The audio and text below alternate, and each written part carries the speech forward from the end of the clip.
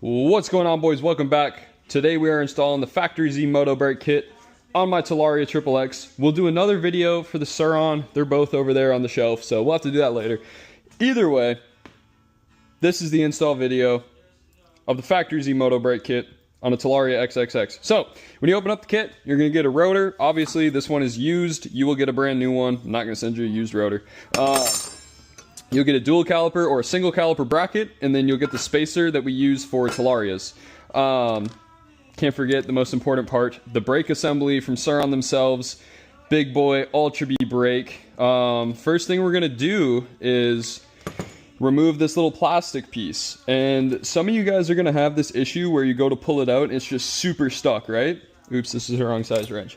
So what you're going to do is you're going to take an 8mm wrench, and this is your bleeder valve. So you're going to take it and crack it open like that and slide the plastic piece out and then tighten it before any of the fluid gets out. Make sure you tighten it good, but not too crazy. That's good.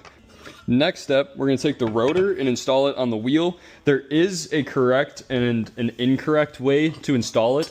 This is the correct way. This is the incorrect way. So just make sure that when you install it, the slots are facing the way that the wheel spins. They're facing forwards. And then I am putting this Surron rotor on a Surron wheel and then installing it on a Talaria. So your guys' rotor will look slightly different. You'll have a Talaria rotor, obviously, if you bought the Talaria kit. I'm using a Surron rotor just because I use Surron wheels on my Talaria. Anyways, what I like to do normally is put some blue Loctite on here before I put the bolts in, just to make sure, you know, they don't come out while you're riding ever, because I've had that happen before and it sucks. Another important thing is torquing these to spec. I like to torque them to 9 Newton meters, so nothing crazy, but... And I'm just gonna like snug these with the impact, don't get me wrong. I'm most definitely not gonna use the impact for the full torque down.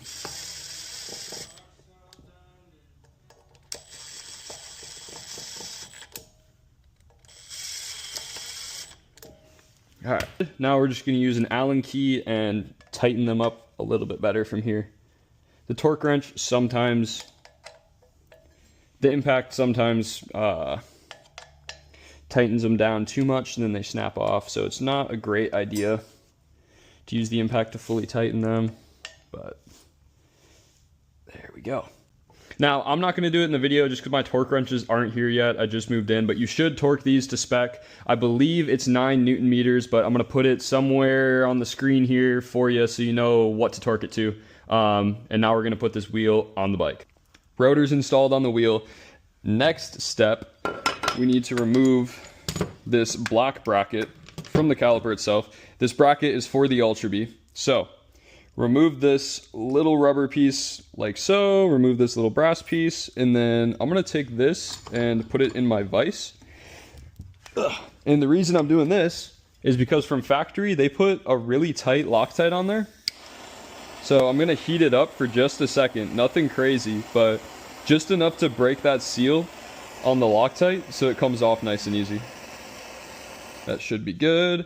And then we're going to take a 12mm wrench and crack that baby loose. Nice and simple and easy.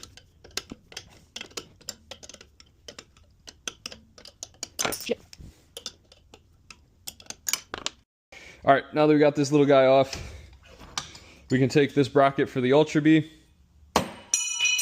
and throw it in the trash because it's useless. And then we're going to take this little guy and put it onto our caliper bracket. Now you should put a little bit of Loctite on there. Nothing crazy, just a tad bit of blue just to hold it. And then we'll tighten her in and then snug it up. This I'm not going to like torque to spec or anything crazy. I'm just going to tighten it down with my hands, call it good. All right, there you go, nice and tight. Now, one somewhat important step here, take a little bit of grease because they don't come with grease when we send them, just because they're not assembled. So take a little bit of grease to go about like that. And you don't want to have too much on there because you don't want it getting on your rotor or your pads. That's always bad. So just take a little bit, put it like that. Take a little more, put it in this hole. And once you get some in there, you take your little rubber piece, slide it in as well.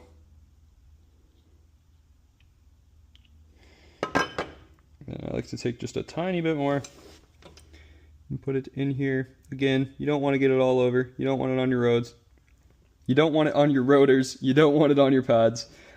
Take a tad bit more here. Just lube this guy up. I like how I'm telling you guys not to get it on your rotor or your pads, and I get it right on the edge of my pads. All right, wipe that little bit off there. And then we're good. So now we'll take this little brass piece, slide it on like that. And then we'll take our caliper and install it like so. Shit, not the bev. Fuck. All right, I cleaned up my bev spill.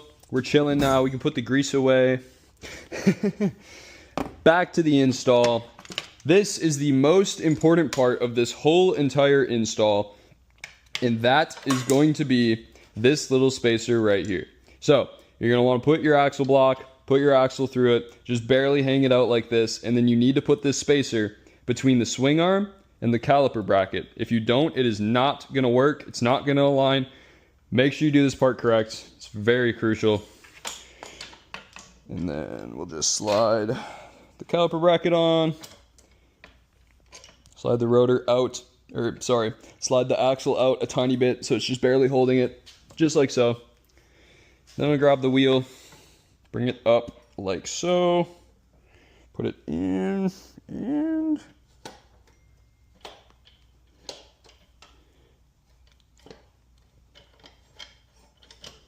there we go.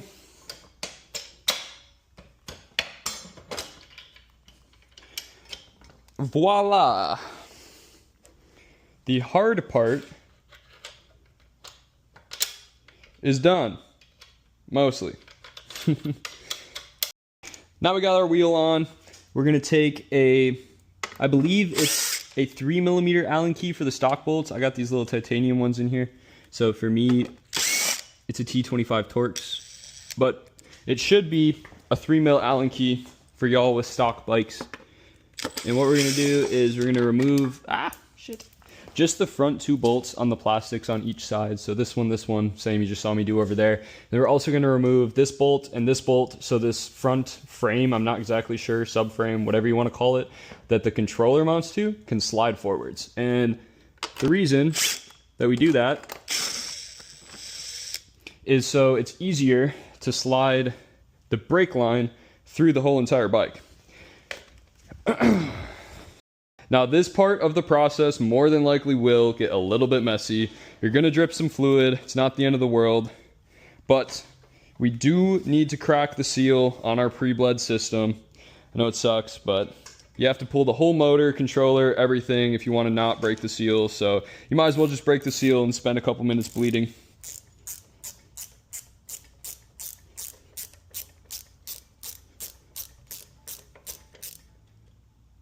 All right, so we've removed our banjo bolt.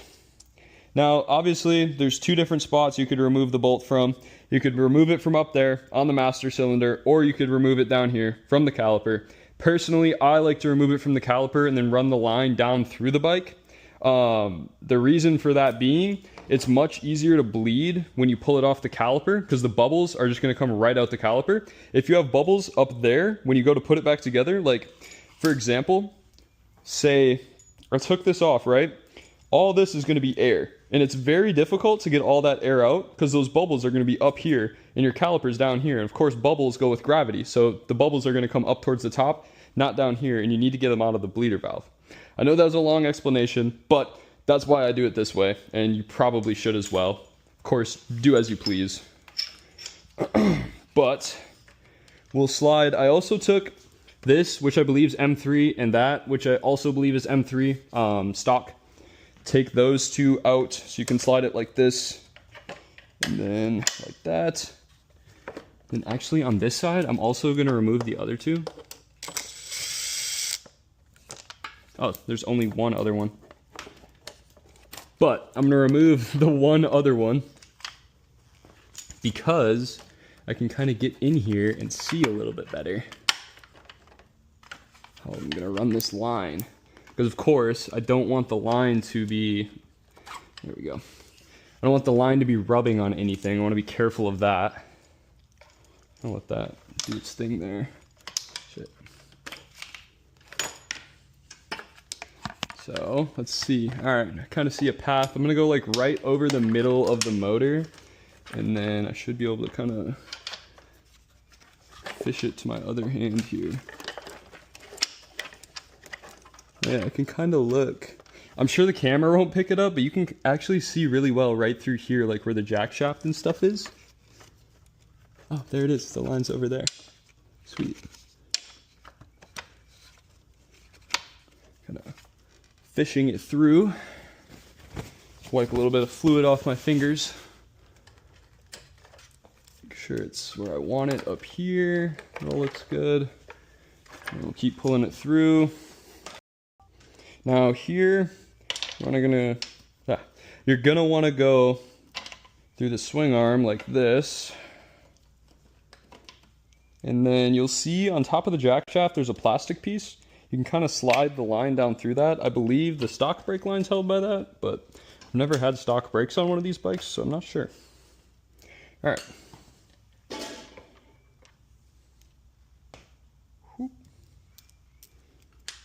Now, you're gonna notice there's a little bit of a bend. Right now it's bent down. That is the wrong way to install it. You wanna make sure that bend is bending up.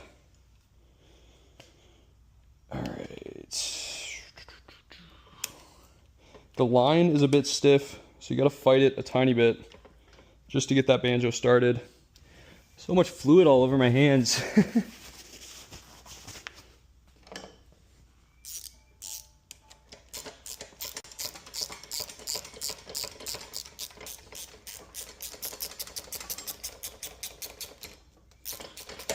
All right.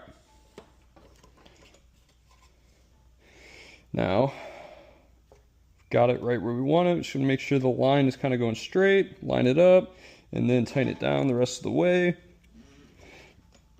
Just like that, that is good. And then I'm gonna come to this end of the bike and pull the line a little bit tighter.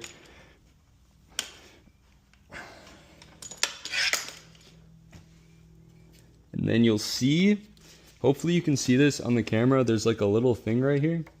You wanna run the line inside of that and then use it to hold the line like up into this corner, basically. Like so, just to keep it away from the tire. Got the master on here now. I'm gonna set the angle of where I want it to be later. Just gonna kind of snug it up for the time being. Alrighty, so I'll turn all the way to the right, which is gonna be the furthest angle, and then kind of tuck it in like so. You can see I really do have a lot of extra. Just gonna kind of tuck it down in here, wherever it looks like it can go without harming anything. That honestly is not too shabby. Now, if I was on a bike where the motor is getting really hot for some reason, I might want to run it a little different than this, but I'm not too worried about it. This bike's pretty chill. I don't run very many kilowatts on this bike at all. So, all right, so we hid the line pretty good. It's basically where I want it to be. Now I'm just gonna reassemble this stuff really quick. Alrighty boys, now that we have the brakes installed, I've put most of the stuff back besides that, and that it is time to bleed. You may be looking at this thinking this looks tweaky as fuck. The reason that I have the bike in this orientation is so that the bleeder valve is the highest point on the braking system. And the point for that is air bubbles will follow gravity up and go right out. So I can bleed this in just a minute or two. Easy peasy, and then we'll be done. But yeah, this is super simple. Crack the bleeder valve, pull in the lever, tighten the bleeder valve, let go of the lever. And you can already see there's a bunch of air bubbles coming out. Now just pump the lever once or twice and then open, pump, close, let go. Pump, pump, open, pump, close, let go. And I'm basically just gonna continue this process for a couple minutes. As you can see, every time there's just a couple bubbles. You'll get some big ones, you'll get a bunch of small ones. You'll know, like, that is not hitting at all. It'll go like that, and that'll be bled. This is not bled. So I'm gonna do this for a few minutes, and then I'll show you guys what it looks like when I'm all done. Alrighty boys, it's been like 3 minutes. I've filled this up twice. I've just been going nice and slow with it. As you can see, it's hitting pretty good. There's probably a couple more bubbles left in there. We'll see here. Getting out.